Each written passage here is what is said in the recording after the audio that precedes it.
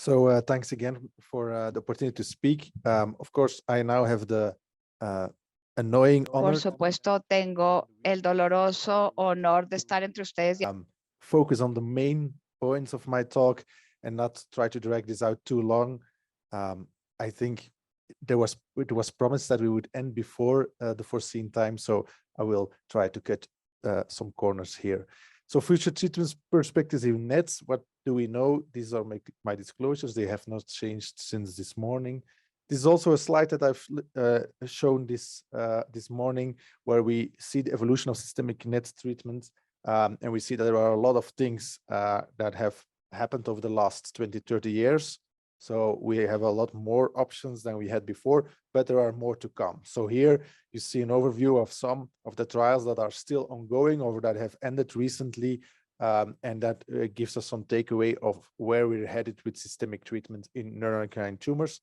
And I will focus on two things. The first one I will focus on is immunotherapy. I think we have been talking about immunotherapy. Sorry, I will adjust my microphone a little bit. We've been talking about immunotherapy for quite some time in neuroendocrine neoplasms. And I think it might be interesting to focus on this a little bit more. So what do we know about immunotherapy in neuroendocrine neoplasms? The first trial that we saw was the PDR001 trial with spartalizumab, which actually didn't show a lot of good results. Only in the thoracic cohort, there might be some room or some hint of efficacy. It was a phase 2 trial, but in the other cohort, it didn't show a lot. So spartalizumab was a PD-L1 inhibitor, but not that much efficacy.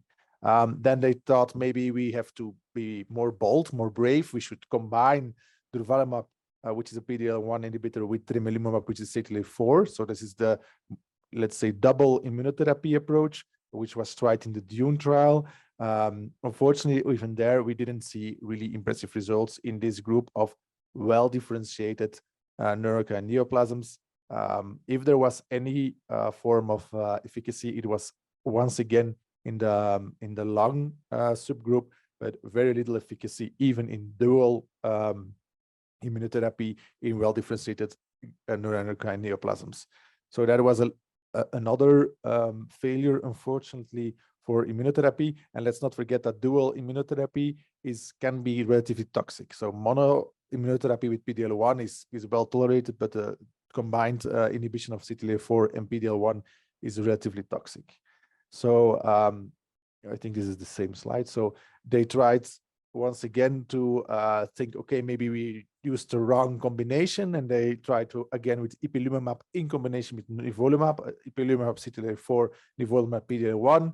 Once again, very limited results. So, okay, immunotherapy monotherapy doesn't seem to work very well. Combination therapy of immunotherapy has limited efficacy. Maybe we should try something else, which is TKI in combination with immunotherapy. So we know in some other indications, like in renal cell carcinoma or in HCC, that the combination of a TKI, mainly a tyrosine kinase inhibitor, mainly with anti-angiogenic efficacy, plus immunotherapy, actually yields very good results. And it seemed that this anti-angiogenic drug might sort of break the immunotherapy resistance. So it was a logical idea to try this as well in the neuroendocrine tumor field. So they used lenvatinib, which is a very potent anti-angiogenic TKI, in combination with pembrolizumab in a phase 2 trial that was presented at ENITS this year. And they said, okay, this is an early trial. We'll see what happens. But they said we want to have a median PFS of 10 months. And if we don't get 10 months, it means there is futility. Let's not forget, median PFS of 10 months, even in a heavily pretreated NET population, is not a lot. We see that this is relatively, setting the bar relatively low for this combination treatment. But as you can see here, in general, not a big sign of efficacy, with a median PFS of only 9 months. And when you go to look at response rates, you see an overall response rate of 10%. That's not a lot. Of course, we know that in neuroendocrine neoplasms, the response rates are not really the goal, or not really what we're looking for, but still very little sign of efficacy. Maybe The only reason to think about immunotherapy right now in the neuroendocrine tumor field is in the next situation where there are some nice data, and this is one of the nice data of the combination of nivolumab PD-L1 in combination with the platinum doublet in first line in grade 3 neuroendocrine neoplasms, where they looked at NECs and NET-G3s from gastroenteropancreatic origin, and this is sort of mimicking what they do in small cell in lung. And there they started first with an induction therapy of chemotherapy, carboxyl etoposide in combination with nivolumab during, I think, I can't read my own slides anymore, 6 cycles. And then they did a maintenance phase with nivolumab, really in the same vein as they see that the progression-free survival is adequate with a PFS of 6 months and an overall survival of about 14 months. So that seems to be interesting. Not really if you look at the numbers, because an OS of 14 months in a disease where with cisplatin etoposide alone you end up in around 12 months of OS. But because there is really, and what we see in other trials with immunotherapy, there is this plateau phase where it seems that there is a proportion of the patients that have a durable response. Here, about somewhat less than, I mean, I think about 40% of the patients were still alive after 24 months. So that's really interesting. And it seems that there in this high-grade neuroendocrine carcinoma population, mainly, there might be a role for immunotherapy, and you might have a subset of patients that really respond quite well to immunotherapy and that can have durable responses. So here there might be a role, but in the well-differentiated, this might be less the case. What you see here are some other key results. I think generally these are the response rates, which are what we know, a partial response in about 20% of patients, mainly due, I think, to the chemotherapy rather than to the immunotherapy. I mean, you look at the overall the overall survival divided between high and low K67 and tumor differentiation. You do see that this is an important driver in the disease, and that the ones with a good differentiated, highly well differentiated tumor have a very long OS, and the poorly differentiated is far worse. So this is not really, I think, reflecting the treatment, but more reflecting the biology of the underlying disease. But it's interesting to see. So it seems that there is really, or might be a role for PD-L1 inhibition in combination with cisplatin etoposide in the high-grade neuroendocrine tumors, mainly outside of the colorectum. So in the pancreatic, there seems to be quite a role. So when we talk about immunotherapy in neuroendocrine neoplasms, I think we should conclude that it's not a success story. So spartalizumab maybe it's in lung neuroendocrine neoplasms, but nowhere else. Durvalumab, tremelimumab, only limited responses in NENs. Same goes for nivolumab plus ipilimumab. We saw some earlier reports of really high responses in NEC with this combination, but it's not really something we see in real life, and really in the well-differentiated is also not really present. Monotherapy, immunotherapy, or in combination with TKI does not work well in well-differentiated neuroendocrine neoplasm. So there might be a role in combination with chemotherapy in neuroendocrine carcinomas. And one of the reasons I think that this immunotherapy doesn't work very well in these well-differentiated neuroendocrine neoplasms is that MSI high is not that frequent, not in NEN and also not in NECs. CPS score by PD-L1 doesn't really seem to be or translate very well to efficacy in neuroendocrine neoplasms, and this TMB high, so the patients with a high mutational burden are very uncommon in neuroendocrine neoplasms, where we almost virtually have no mutations whatsoever. So I think when we talk about immunotherapy in neuroendocrine neoplasms, my main question is, when do we stop trying it? Because I think we've been trying it for quite a long time, and I don't think that we will soon find immunotherapy to be a valuable way forward in neuroendocrine neoplasms. So that brings me to the next part. What is, I think, a good way to move forward? What is, I think, something we should really look into, and that is improvement of PRRT in neuroendocrine neoplasms. I will not discuss the TKI story. I'm really interested in seeing the results of the cabozantinib CABINET CABI10 trial. they should be arriving quite soon. But yeah, I await those results. I am somewhat skeptic, but we'll see. But I think in PRRT there are really some major breakthroughs on the horizon that we will see in due time. So what can we do to improve PRRT in neurokineoplasms? We can go for improved peptides for PRRT. We can look for novel targets for PRRT outside SSTR2. Maybe look at new radionuclides for PRRT and combining PRRT with other modalities to improve efficacy. So improved peptides for PRRT, we all are using the gallium DOTA-TOC or DOTA-TATE, which is a partial agonist of the SSTR receptor. Nowadays, there are also antagonists available, which are not recycled by the receptor, so there is no receptor internalization. So this is very interesting approach because you can really get more dose on the tumor. And you see there are some very interesting initial results seen in mainly first in human trials and in some mice models. Here, for instance, there is a phase 1 trial done with 20 patients only, where they did SSTR antagonist-based PRRT, and they really saw really high uptake of this treatment. So this seems very promising. However, it comes at a price. So the dose-limiting toxicity is the bone marrow suppression. We know that the SSTR, which we thought was only present in neurokine tumors, does seem to be present somewhat in the bone marrow as well, mainly on the B cell population. And it does seem that these antagonists have a higher tendency to go towards the bone marrow.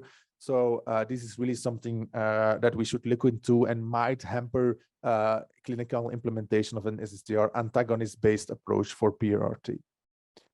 Novel targets, yeah, this is a story of pick your target. We are all very well known with the SSTR2 receptor.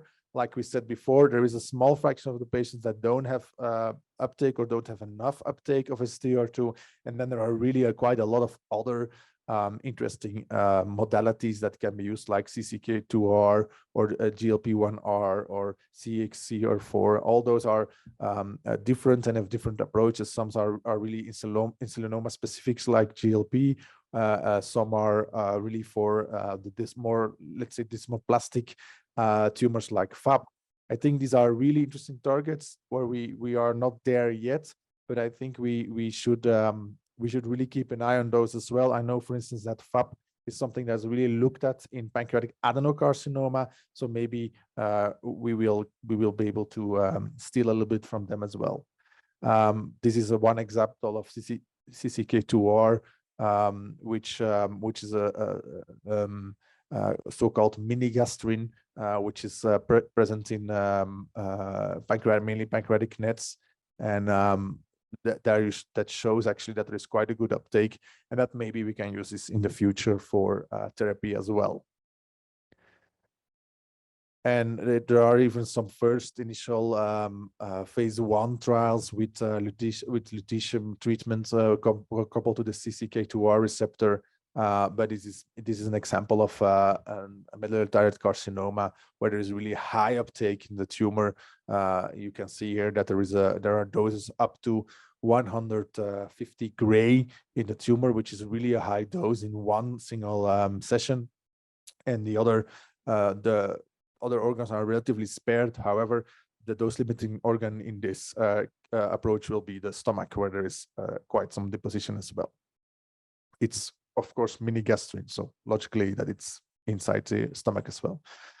And then I think one of the most, let's say, promising, one of the most advanced applications or novelties in the PRRT fields are the new radionucleotides. We are still using mainly beta-based approaches, which is lutetium and the older yttrium-90, which has a relatively long penetration range, which means that there is quite a lot of dose deposited in organs that are or regions that are not of interest, and there are of course also radionuclides with a far shorter deposition range, and these are the alpha emitters, and those are very interesting, and we'll discuss a little bit more in detail. So how does PRT actually work? Well, you need to go for double-stranded DNA breaks. That's actually the only way to get your tumor cell to die. And with these beta emitters, you have a relatively sparse and distributed dose across the DNA molecules. What you see with the alpha emitters is that they have a very, very dense dose distribution. So you have about 1,000-fold higher dose deposition in a very short range. So it means that you have a lot more double-stranded DNA breaks and a lot more cell death in theory. But what we see is that this also start to translate into practice. And one of the molecules that's let's say furthest along in development is actinium-225. And what you see here is that there are actually already phase 2 trials ongoing with this actinium dotatate every 8 weeks in GEP-NET patients. What is interesting is that these were 83 GEP-NET patients, of which about 2/3 already got beta or lutetium PRRT. So this means these are patients that are progressing after initial PRRT. And what you see is that the overall response rate was 45%. So that's even higher than in NETTER-1, and a disease control rate of 71%. These are really, really impressive results, and at actually very limited toxicity, only 1 grade 3/4 toxicity. So these alpha emitters seem to be very potent. Another new kid on the block is lead, so 212 lead dotamtate, where they did a phase 1 trial in 10 patients only, with even more impressive response rates of 80%. So this is even more, and a disease control rate of 100%, and no dose-limiting toxicity.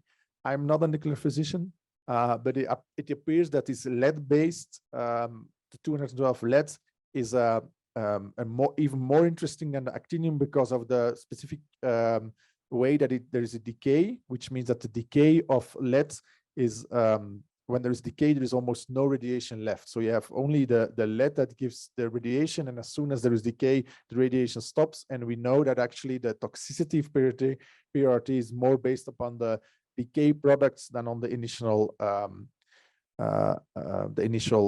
let's say the initial lutetium in this case. So this was in patients that were treatment naive, so that did not get PRRT before, but they also did a phase 1 in patients that were heavily pretreated, where there were patients that were progressed after PRRT, included 10 patients as well. And even here in these pretreated populations, impressive response rate, 60%, disease control rate of 100%. So this really seems to be that these alpha emitters are able to overcome beta resistance. So when your lutetium is not working, alpha emitters might be the way to go. So this is really interesting data, and I really look forward to hearing more about this. And then I think the last thing we have to talk about is combination with PRRT. So are we combining PRRT with other treatment modalities? There are quite a lot of things that have been tried, like chemotherapy, for instance, which has been discussed before, but which leads to an increased risk of MDS. So really an increased risk of additional secondary cancer. Immunotherapy, there are some interesting avenues, but we lack clinical data in this. And then somatostatin analogs, of course. This is something we actually are doing, because the NETTER-1 trial was not a monotherapy trial. The NETTER-1 trial was a combination trial. You combined PRRT with octreotide. So there has been a lot of discussion about should you continue somatostatin analogs, yes or no, when doing PRRT. If you follow the evidence, the only right answer is yes, because it's only been tested in combination with SSA and PRRT. I am not 100% convinced that we need this SSA, but it's what we have. We will start a trial. I think we will recruit a first patient in June, where we actually randomize between patients that get PRT, whether they continue somatostatin analogs or they will stop somatostatin analogs. This is a European trial in several country multinational trials. So hopefully in due time, this will be in a couple of years, I will be able to come back here and tell you, you should or you should not continue SSA in combination with PRT. This is the nether one. We've seen this many times, so we don't have to talk about it. And why is this combination with SSA interesting? Well, because there is some data that shows that there is added benefit. So these are two groups. This is a retrospective trial where they look back at, okay, should we, what do we do with patients that get PRT with or without somatostatin analogs? And you see here, when it comes to overall survival, it seems that the blue group, which is the group with combination PRT and SSA, do better. So, okay, there is some benefits of SSA if you look at this population. What is also interesting, and I think we should never forget, is that this is a group where the patients that continue with SSA get lanreotide. So this is good to know that there might also be a role for lanreotide in combination with PRT, because we actually have very little data on that as well. But okay, one trial says, okay, there is benefit, and now I have another trial. So it's pick your own trial, I would say, which is retrospective once again. So there is definitely a bias there, where the difference in OS is gone. So we really don't know whether you need to add somatostatin analogs to your PRT treatment, but more to come on that in due time. And I think one of the last very interesting approaches is the combination of PARP inhibition with which is mainly olaparib in combination with PRT, because we talked about PRT as needing double-stranded breaks, and PARP is actually a DNA repair mechanism inhibitor. So when you inhibit this DNA repair mechanism, you will probably, or the idea is that you will have a higher efficacy of your PRT. And so the idea is that you increase the number of cytotoxic double-strand break, and this is sort of radiosensitizer for PRT. So maybe there is something there as well. And we have some data on this. This is presented at INETS this year as well, the LUPARP trial, where they looked at grade 2 neuroendocrine tumors of JEPNET, but they also included quite some other tumors, so even meningiomas and tumors of other origin after standard therapy. They looked for SSTR positive disease, and they want to have progressive disease over the last 14 months and an adequate bone marrow reserve and kidney function. Net 1 patients, grade 1 patients were not included, and previous treatment with PRT was also an exclusion criteria. So it's a first-line setting. And then they looked, okay, maybe we can give olaparib in combination with PRT, and they actually first gave the PRT, and then after the PRT they started giving the olaparib during 4 weeks, initially at quite a low dose at 50 milligrams twice a day, and then moving all the way up to the 300 milligrams twice a day, which is the dose that we use for olaparib for instance, in BRCA mutated pancreatic adenocarcinoma or breast cancer. You can discuss quite a lot about the timing of this olaparib, because it takes quite some time for the olaparib to reach a dose level that leads to an efficacy of a good blocking of the PARP molecule in the body, or the PARP enzyme in the body. So probably this is too late, starting after your PRT. However, the physicians involved in this trial were quite worried about toxicity, so they choose to do this. What you can see here is that actually they include 17 patients, of which 3 already there was a ability to talk about a dose of 10 patients, sorry, that they could use for evaluation, and they did see that 3 out of 10 patients did have a dose limiting toxicity, which was thrombocytopenia, which is not uncommon when using olaparib. So they say probably we should go for olaparib 200 milligrams as a standard, and then escalate to 300 in selected patients. So they say it's safe in SSTR positive tumors, but we should start at olaparib 200 milligrams. And we don't know anything about efficacy, so that's to come. So I think when we talk about improving PRRT, the conclusion should be that there are improved peptides, SSTR antagonists. More to come on that. We have some novel targets for PRRT outside of SSTR2. There are new radionuclides for PRRT around the corner. The alpha emitters are very potent and will be there, I think, in the next couple of years. And then we need to combine PRRT to improve efficacy. PARP is, I think, a very interesting avenue.